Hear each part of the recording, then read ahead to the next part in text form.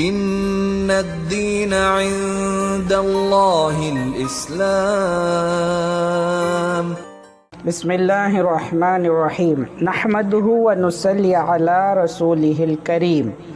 24ویں تراویح کا مختصر سا خلاصہ آپ کے سامنے پیش ہے، جس میں اللہ پاک فرماتے ہیں کہ کبھی کسی حال میں بھی بیوی کو ماں کہہ کر مخاطب کرنا نامعقول یعنی بے وقوفی کی بات ہے۔ جب تک اس حماقت کا مقررہ کفارہ ادا نہیں کیا جائے گا، بیوی شوہر پر حرام رہے گی۔ اس کا کفارہ ایک باندی یا ایک غلام کا آزاد کرنا، یا 2 مہینے متواتر روزے رکھنا، یا 60 مسکینوں کو کھانا کھلانا ہے۔ اس کے بعد آداب مجلس کی تعلیم دی گئی ہے کہ آپس کی سرگوشیوں میں پیغمبر کی مخالفت اور گناہ اور زیادتی کی باتیں نہ کیا کریں۔ کانا پھوسی اور سازش شیطانی فعل ہے۔ محفل کی نشست اور برخاست میں آداب کو ملحوظ رکھنا چاہیے۔ اس کے بعد سورہ حشر شروع ہوتی ہے۔ ارشاد ہوا کہ سچے اور ایماندار وہ لوگ ہیں جو اپنے پیغمبر اور خدا کی راہ میں ہجرت کرنے والوں کی مدد کرتے ہیں، اور باوجود خود حاجت مند ہونے کے اس کی دستگیری پر اپنا دل تنگ نہیں کرتے بلکہ خوش دل رہتے ہیں، برخلاف منافقوں کے کہ یہ لوگ شیطان جیسی فطرت کا مظاہرہ کرتے ہیں۔ پہلے بدعمالی کی ترغیب دیتے ہیں، پھر یہ کہہ کر دور ہٹ جاتے ہیں کہ اے گمراہوں، اب ہم سے تمہارا کوئی سروکار نہیں، تم جانو اور تمہارے اعمال۔ لوگوں، قرآن سے نصیحت حاصل کرو۔ اگر یہ صحیفہ پہاڑ پر بھی نازل کیا جاتا تو وہ خوف سے ریزہ ریزہ ہو جاتا۔ اس کے بعد سورہ ممتحنہ شروع ہوتی ہے۔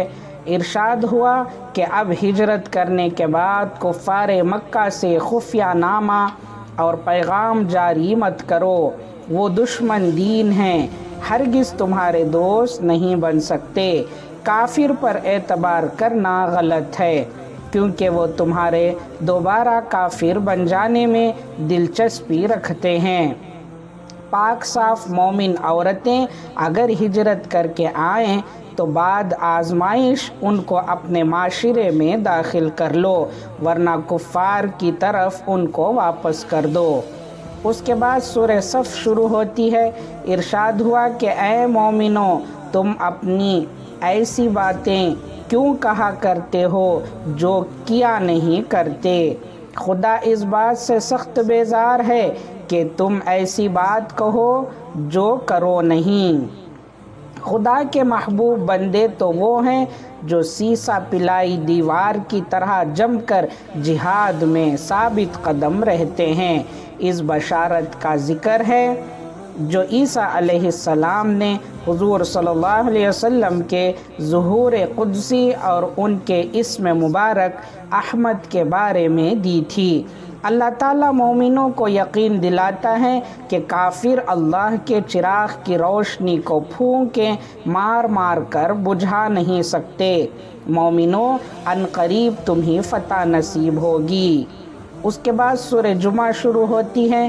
بڑے اہتمام کے ساتھ ارشاد فرمایا جا رہا ہے کہ اے مومنوں، جمعہ کی اذان سننے کے بعد نماز میں شامل ہونے کی جلدی کیا کرو اور خرید و فروخت کا کام بند کر دیا کرو۔ نماز جمعہ سے فارغ ہو کر بے شک اپنی روزی کمانے میں مشغول ہو جاؤ، اللہ تعالیٰ بہترین رزق دینے والا ہے۔ اس کے بعد سورہ منافقون شروع ہوتی ہے۔ ارشاد ہوا کہ اللہ ہی نے تم سب کو پیدا فرمایا، پھر تم سب میں کوئی کافر ہے، کوئی مومن، اور تمہاری عورتیں اور تمہاری اولاد میں بعض تمہارے دشمن ہیں، سو ان سے بچتے رہو۔ ہاں، اگر وہ راہ راست پر آ جائیں تو انہیں معاف کر دو۔ بے شک تمہارا مال اور تمہاری اولاد آزمائش کی چیز ہے۔ اس کے بعد سورہ طلاق کا آغاز ہوتا ہے۔ ارشاد ہوا کہ اگر عورتوں کو طلاق دینا ہو تو ان کی پاک حالت میں ان کو طلاق دو اور عدت کی مدت کا حساب رکھو۔ دوران عدت ان کا باہر نکلنا بے حیائی ہے۔ عدت کی مدت 3 مہینے ہیں اور حاملہ کی مدت وضائع حمل ہے۔ حاملہ مطلقہ عورت کو وضائع حمل تک خرچ دینا شوہر کے ذمے ہے۔ اس کے بعد سورہ تحریم شروع ہوتی ہے۔ ارشاد ہوا کہ اے نبی، بیویوں کی خاطر سے آپ اللہ کی نعمتوں کو ترک نہ کریں، اور عہد کرنا قسم کے برابر ہے جس کا کفارہ ادا کرنا ہوگا۔ اسی طرح پیغمبروں کی بیویوں کو ہدایت فرمائی گئی کہ اگر پیغمبر کو تکلیف پہنچانے کی کوشش کی گئی تو پیغمبر کی مدد کے لیے اللہ اور جبرائیل امین اور نیک کردار مسلمان موجود ہیں۔ اللہ تعالی ہم تمام کو ان باتوں پر عمل کرنے کی توفیق عطا فرمائے، آمین۔ وآخر دعوانا ان الحمد للہ رب العالمین۔ اس ویڈیو کو لائک کریں، شیئر کریں اور کمنٹ کریں۔ پلیز ہمارا چینل اسلام مبارک ہو کو سبسکرائب کریں۔